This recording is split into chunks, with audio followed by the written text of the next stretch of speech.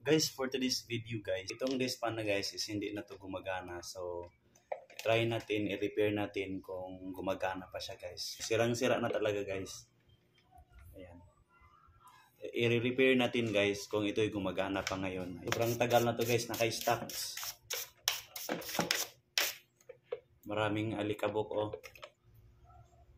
Ayan. Ito guys, sobrang sira na guys. Oh, wala nang takip. Lahat. Simple lang medyas guys ang gagamitin nyo. Tingnan natin guys mamaya kung gumagana ito. Ayan.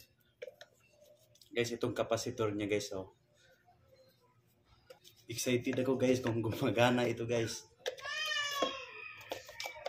Ito lang tips guys. Gagamitan nyo ng medyas pag maglinis kayo ng sirang electric fan.